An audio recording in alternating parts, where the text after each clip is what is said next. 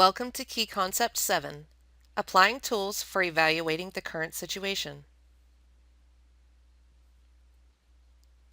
Before we move ahead prematurely to improve the process and look for solutions, let's first continue to take a structured approach to analyze the current state or situation, and the problem areas, possible barriers to improvement, and potential challenges and/or opportunities.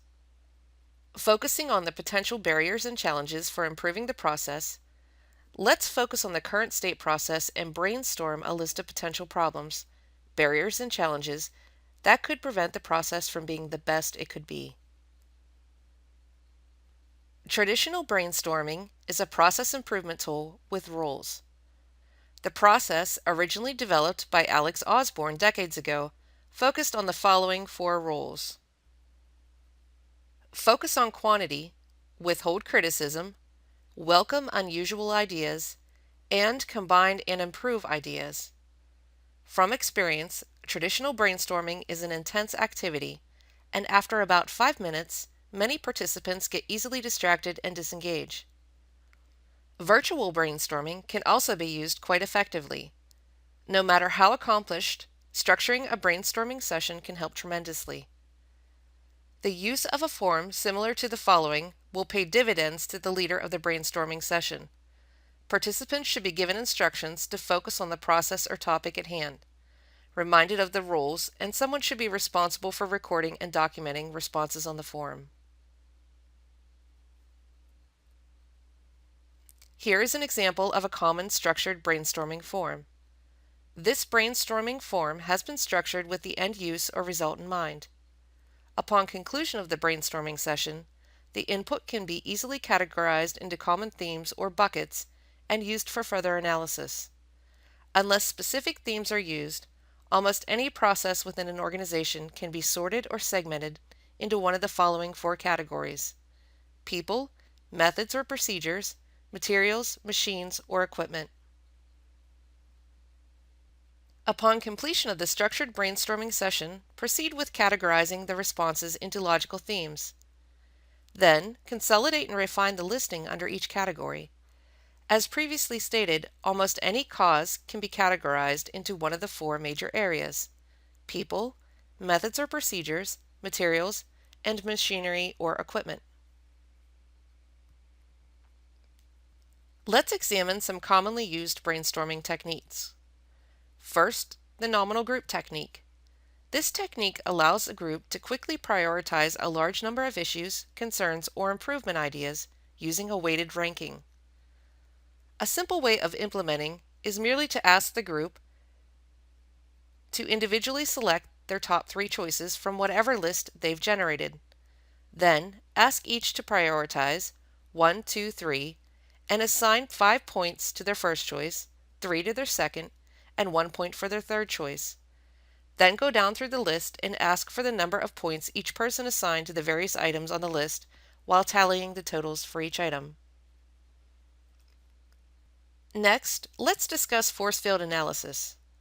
A force field analysis can be thought of as a prioritized pro-con diagram, whereby the driving forces, or pros, and the restraining forces, con, associated with an event are often displayed in descending balance sheet, T-account format. The analysis is useful for focusing a group on the biggest and most important items. Another brainstorming tool is stratification. Stratification is a process of classifying data into subgroups or categories, is not matrix. As previously stated, a common stratification method used for analyzing a listing of potential problem causes, or barriers and challenges, is to categorize or stratify them into one of the 4 major areas: people, methods or procedures, materials, and machinery or equipment. Cause and effect. A diagram is another tool commonly used to analyze potential barriers and challenges to improve efforts. The diagram was originally developed and called an Ishikawa diagram after its creator, but also is commonly called a fishbone diagram for obvious reasons. The tool is commonly used in Lean Sigma efforts to identify potential factors causing an overall effect. For purposes of our analysis, Each cause or reason is a potential barrier or challenge to achieving the goal of having the best process. Here we see a blank diagram on the left and a completed diagram for making toast on the right.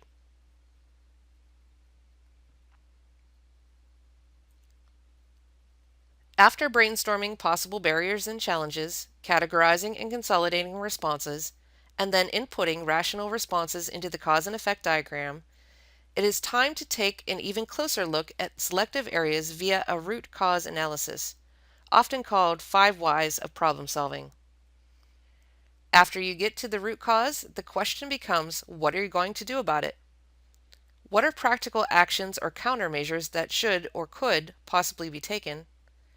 What are realistic goals for improving the situation, and how will you know when you achieve them? There are a variety of other tools that are used for analysis of problems. A description of the scatter diagram and run chart follow. The control chart and Gantt chart will be touched in a later module. For a scatter diagram, also commonly referred to as a scatter plot, the data is displayed as a collection of points, each having the value of one variable determining the position on the horizontal axis, and the value of the other variable determining the position on the vertical axis. Run charts. For a run chart, the data is displayed in the time sequence. Often, the data displayed represents some aspect of the output or performance of a business process. Let's review.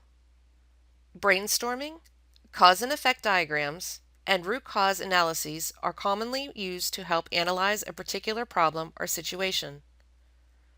They are deceptively easy to apply.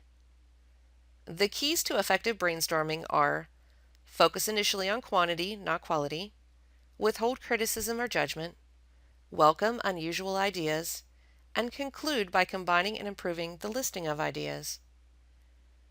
The cause of almost any problem can be placed into 4 major categories of a cause and effect diagram: people, methods or procedures, materials, and machinery or equipment. And finally, to get to the root cause of almost any problem, ask why 5 times. Of course, you may get to the root by asking why, or who, what, where, when, 2 or 3 times, or maybe it might take 5 or 6 times. The point is that it is not as difficult as some may think to get to the root cause of various problems. Try it yourself.